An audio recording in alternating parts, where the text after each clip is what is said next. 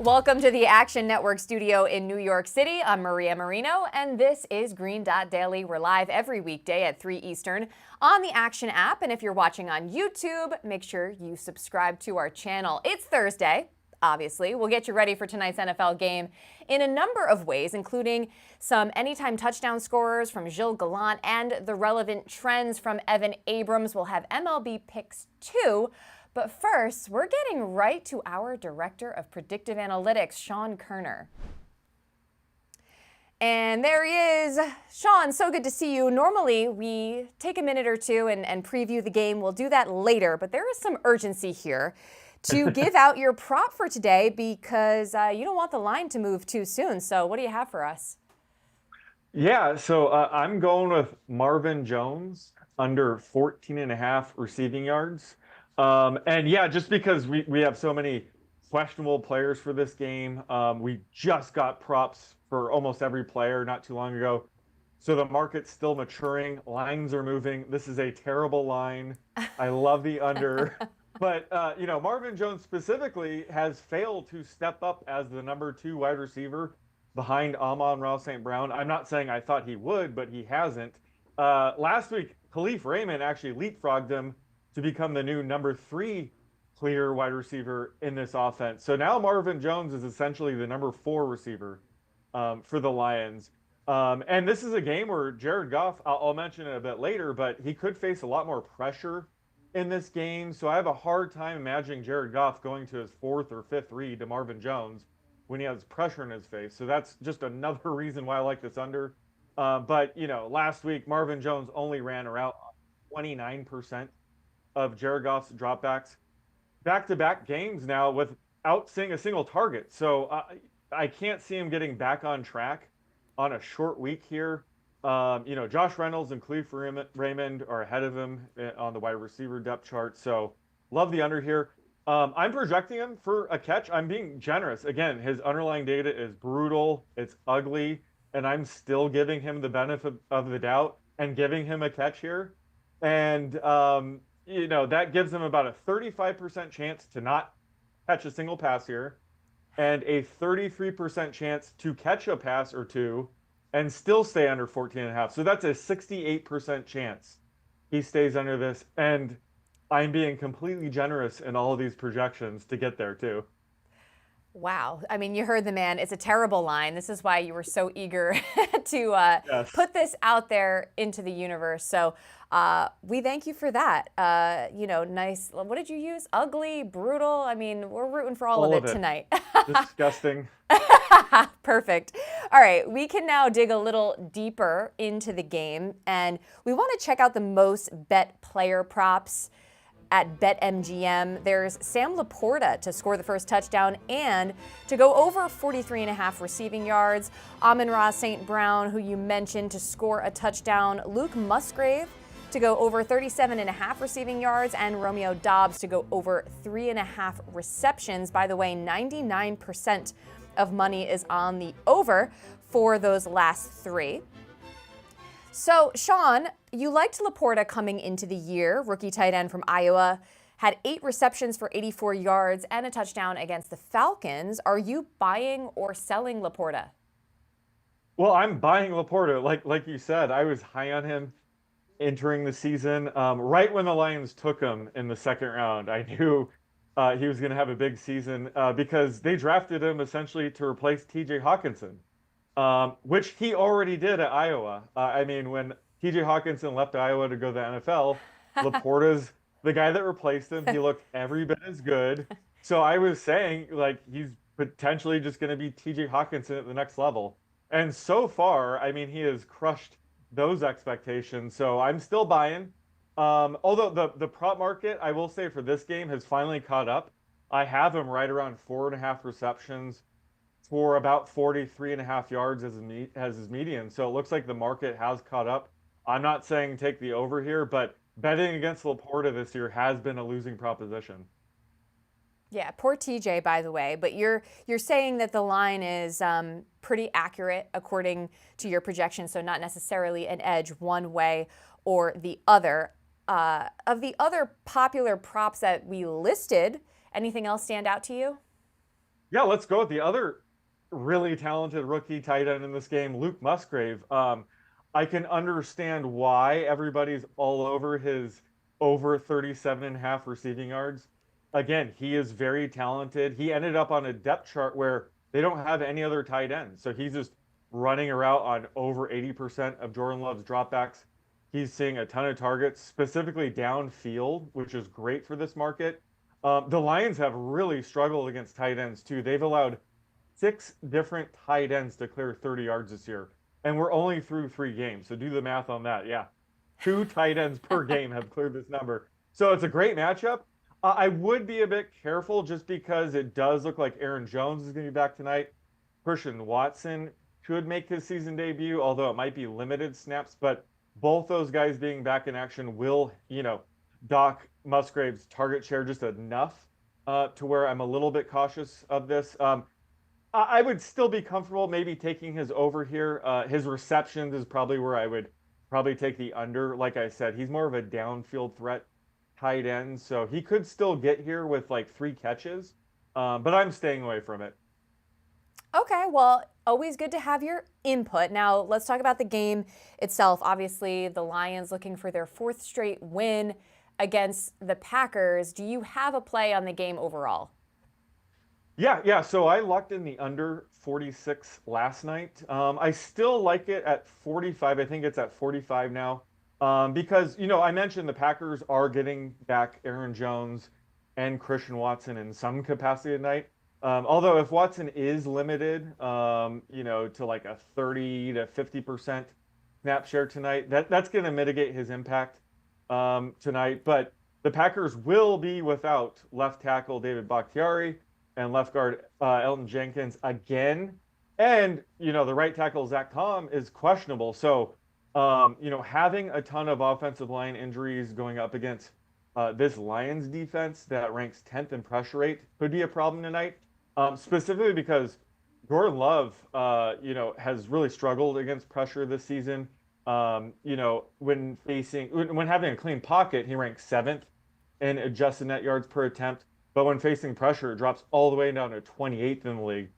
So the additional pressure tonight could hurt Jordan Love and the Packers, passing attack. And they're a team that's probably due for some regression in terms of scoring. They rank 2nd in the league right now in red zone touchdown percentage. They've scored touchdown on nearly 80% of their red zone drives. So that's probably going to be closer to about 55% going forward, which is the league average. So I expect the Packers scoring overall to drop going forward. And on the other side, the Lions are dealing with some offensive line injuries as well. And the Packers defensive line should be able to take advantage of that. They also rank top 10 in pressure rate. And Jared Goff, again, another quarterback that struggles with pressure. He's also a quarterback that has struggled on the road and outdoors in his career. So this is going to be a game that I think will be lower scoring. And again, I took it at 46. I still like it under 45. I'd probably stop at about 44 and a half on this game. Looking for a nice, ugly under. It's good to have the analysis for this matchup in particular. We will have more about the greater trend of primetime unders in just a bit. But Sean Koerner, thanks so much for joining us on Green Dot Daily. Thanks for having me. Catch more Sean Koerner as he and the rest of our NFL crew build an epic same-game parlay for Thursday Night Football on Action Island. That's today at 5:30 Eastern on the Action app and YouTube channel. We bring in our Director of Research, Evan Abrams now. Evan, good to see you. And you have a weekly primer up now on Action Network with all the relevant trends regarding every single game for NFL Week 4. Tonight, of course, the Island game between NFC North rivals. What can you tell us about the Lions to start? Sure. So, right away, the lines moved up a little bit. We have some active people for Detroit. So getting the Montgomery's supposed to play, this and that. So up from 1.5 to about 2. But listen, it's been Dan Campbell, and he's been biting kneecaps. He's won 10 straight against the spread versus the NFC North. So Detroit's been on a run with him and Goff, especially in this spot. And here's the fun one. With a win in Lambeau tonight, Detroit would be 4-3 straight up in Green Bay since 2017. So hasn't been bad, and they've been winning in the building. Yeah, it's pretty crazy because you typically think about this rivalry and you think Green Bay, but more recently the story has certainly been Detroit. How about the Packers side of things, who are dogs? Christian Watson and Aaron Jones expected to play. Jordan Love making his 5th career start. Yeah, so what you need to know, especially from a betting perspective, and again, just kind of some fun numbers. He is 3-1 straight up, but for us gamblers, he's 4-0 against the spread. He's been covering the number by 6 points per game, and this is one I looked up. So 13 quarterbacks have made their first 4 starts for the Packers in their career, and none have started 4-0 ATS. So Jordan Love doing something that, Rodgers didn't, Favre didn't. Fun list. Very impressive. We'll see if that continues. Now, just talking about NFL more on the whole here, we've seen 3 straight primetime games go under the total. It's certainly been a trend we've talked about here on this show. What can you tell us about just how profitable it's been to back these nighttime games going under? Yeah, it's been better than the stock market. Night game under is 9-2 so far this season. 49-24. I should probably just say that again. 49-24 since the start of last season. And even when you look a little long term, since 2019, 148, 97-3. That's 60%. That is a 16% return on your investment, which is pretty wild considering. And when you even look at Thursday night football specifically, first half unders have been a fun play, like 23, 12-1. So it's just been an underfest. Darren Ravel would love it. Yeah, you know who else loves it is Simon Hunter. He was going on about that earlier in the week. Before we let you go, want to ask about the first London game of the season. Can't believe it's here already. 9:30 a.m. Eastern on Sunday. Jaguars, of course. I feel like they always play in London. 3-point favorites over the Falcons. Anything worth noting there? Yeah, sure. I mean, just a blanket trend. When you talk about people going overseas, teams, flights, favorites usually come out on top. 29, 9-1 straight up, 25-14 against the number. And you had just mentioned it, just a fun nugget here. So last decade, 5% of all Jaguar games have been overseas, and 8% of their wins have been overseas. So they're used to taking the flight. There you go. It's the second home for the Jaguars. Evan Abrams, thank you so much for joining us. Once again, check out his work on the Action Network website and the app. Not done with NFL just yet. Here's a market report for tonight's game at Lambeau. Now, most of the week, the Lions were favored by 1.5, but just today, most sportsbooks have moved this to a 2-point spread. Just over half of bets and money coming in on Detroit. The total is at 45. 62% of bets and 83% of money are on that primetime under. Time to welcome the better known as Prop Bomb back to the show. It's the perfect time for you. Obviously, many people are betting that under tonight, and you have a rare defensive player prop for us. Yeah, you're totally right here. Look, it was really hard for me to try to find an offensive prop in this really tough divisional battle between the two teams. So yeah, I'm going to go on the other side of the field here with the defensive prop, and I'm going to be going with Quay Walker, the linebacker for the Green Bay Packers, to go over his 8.5 tackles and assists. So yeah, I mean, Quay Walker has had a really strong start for his sophomore year. He's leading the team right now in tackles with 28 on the team. And he's actually in week 2 had a 17 or 18 tackle and assist game, which was the most out of all linebackers in a single game this season. So he really loves to tackle the ball. But the edge that I like here with Quay Walker is that Devondre Campbell, the other linebacker on the team, is out this week. And for last season, he averaged about 7.2 tackles. So he's going to be, I see Quay Walker stepping up a lot more here. And another good news here for the other side is that David Montgomery is going to be playing today for the Lions. And just with how the Packers are in containing the pace, they're not that good at stopping the run. They are ranking 27th in rush yards allowed. And I think that's going to play into the Lions' hands here. They're going to want to run the ball more. And that's going to just, that's just going to collect tackle opportunities for a guy like Quay Walker. And I think this is a very plus spot for him to go over his 8.5 tackles and assists. I love it. You know, I have to be honest, I've never bet a defensive player prop. This is the first time we're having one on Green Dot Daily. So we thank you for launching us into new pastures for tonight's game. Yeah, we got to get creative here. Always got to find a winner. Absolutely. You always do. Thanks so much for joining us. Thanks. Here are my touchdown score picks and props for Lions Packers, brought to you by the Action Network app. And my first pick, we're going to go with Aaron Jones, anytime touchdown at plus 150. Now, he's back from the hamstring injury, prime matchup versus the Lions. And he looked fantastic in week 1, 2 touchdowns versus Chicago. But backup running back A.J. Dillon, he has not looked good. He's been awful so far. He's going to get some carries, but he's also a non-factor in the passing game. And from a career pedigree standpoint, Aaron Jones has 2 games over the last couple of years where he has scored 3 or more touchdowns on the Lions. And that's why last year in 2 games versus Detroit, he had anytime touchdown odds around minus 160 and minus 130. So we're getting some pretty decent value here at plus 150. My next pick, we're going to go with Jordan Love at plus 500. Now, he scored a touchdown last week, and he's athletic enough to make it happen in the red zone on 3rd down. I'm still not sold on the Lions defense. They gave up 2 goal line touchdowns to Kenneth Walker Jr. in week 2. Now, if Aaron Jones gets banged up again or A.J. Dillon can't make anything happen past his 2.7 yards per carry, I really like the value on Love here, especially because he was plus 400 last week and still scored on a Saints defense that is much stronger. And finally, we had to do it. We're going to take Jared Goff interception at plus 115. Now, he's thrown an interception in 2 straight games. Both of them were at plus odds. And the Packers' pass defense, they've been pretty steady with pressure. They're top 10 in sacks in the NFL, also in passing yards allowed. And look, while everyone loves the Goff resurgence, the fact remains he's got a career 70% interception rate over 103 games played. So if the Lions, if they're struggling to run the ball, an interception could come early. So those are my 3 picks. We're taking Jared Goff interception, Aaron Jones touchdown, and Jordan Love touchdown. All picks tracked at the Action Network app. Bon chance.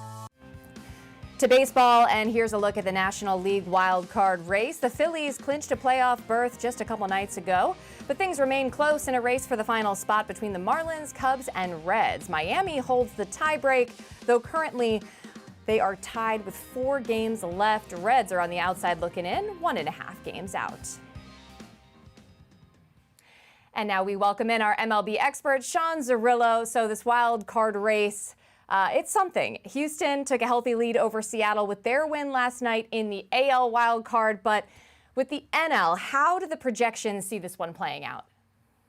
Yeah, very likely to be the Cubs and the Marlins have the best chance because they do own the tiebreaker over both teams, the Cubs and the Reds. Now, the Marlins here basically have 50 to 60% chance of getting in. Cubs closer to 30 to 40%, but it basically comes down to how the Reds play out the remaining stretch. The Reds essentially need to win out, go 2-1, and have the other teams lose around them. They do own the tiebreaker over the Cubs, and I think that is the biggest key here. If Cincinnati and Chicago finish the season tied, Cincinnati would get in. There would not be that 1-game playoff like you've seen in prior seasons. In this expanded playoff format, they've gone to statistical tiebreakers. So Reds and Cubs finishing the season tied, Cincinnati gets in. That's probably the only way that Cincinnati gets in. The chaos scenario here, though, is the team who's not on the graphic. That's the San Diego Padres, not officially mathematically eliminated yet. And I actually find it funny because they're not on the tiebreaker page for MLB.com. I had to do some digging. They would need to go 3-0. They would need the Marlins to lose out, and they would need the Reds to go 1-2, basically, in order to get in, because they do hold the tiebreaker over Miami and Cincinnati. So chance that the Padres can still get in the playoffs, extremely unlikely, and the full-blown chaos scenario here over the final weekend of baseball. But very likely to be Marlins and Cubs, unless the Cubs slip up and the Reds end up tying them. Well, good thing we have you to do that digging for us, Sean. Another team that I mentioned earlier, the Phillies, not only clinched the wild card, but also are the 4 seed entering the playoffs. How do you feel about buying on them before October? Yeah, the Phillies are scary. I bet the Phillies at 20-1 to win the NL pennant at the start of last October, and I think this team is much more dangerous. The odds certainly reflect that, but looking at Fangraphs projections, they actually think there is some value on the Phillies, both in the NL pennant and the World Series market. Pacoda just a little bit lower on Philadelphia and would not say there's value. But if you're going by the Fangraphs numbers, the implied odds would be about plus 620 and plus 1,200 to make the World Series and to win the World Series, respectively. You can get as high as plus 675 and plus 1,400 out there if you shop around. As I said, I have Braves positions from before the season. That is my biggest win probability, or my win outcome. Don't want to hedge too directly against that. May end up just playing the Phillies series price when they play out, which is something I did last season as well. But if I had no positions as of right now, the Phillies are the team I'd be targeting. Much more formidable team than they had last season. I think Johan Rojas has been a huge revelation. And really the two main issues that they had were defense and their bullpen. They found a way to get a pretty elite defensive outfield late in the games when they play Rojas, Marsh, and Kristen Pache all across the outfield. So really good defensive replacement outfield that they can play at the end of games, but also their bullpen just much better than what they had coming into October last year, and a chance that they get Rhys Hoskins back for the playoffs too. So Philly's looking very dangerous this October, especially when you consider the pitching injuries and the pitching situations for Atlanta and the Los Angeles Dodgers. I think the Phillies may have a pitching advantage in some of those matchups. I think if our colleague Anthony DeBundo were watching right now, he would just be grinning from ear to ear. He was on the show yesterday rocking a Phils jersey. But before we let you go, we need a best bet. So I'm told you're heading back to this Seattle Mariners team on life support. They're hosting the Texas Rangers, who are looking to clinch the AL West. What do you see happening in this one? Yeah, going to take the Mariners at home tonight. I see a pitching advantage for them, both in terms of the starting pitching matchup and the bullpens. About a half run better in terms of an ERA projection between Logan Gilbert and Jordan Montgomery, about a 3.8 for Gilbert and a 4.3 for Montgomery, and a very similar projection in terms of how I see these two bullpens, about a 3.8 and a 4.3. If you were to take, an ERA projection against an average offense. Texas does have the better offense. They are the better defensive team, but that pitching advantage, the home field advantage, enough for me to get the Mariners closer to minus 130, minus 135 in these two halves. So about minus 128 for the first 5 innings and minus 118 for the full game is where I bet Seattle 2 for tonight. Hopefully they get themselves back into the wild card race and make both leagues just a little bit interesting heading into this final weekend. It seems like both leagues will be interesting. Sean Zerillo, thanks so much for joining us. We appreciate it. Thank you for having me.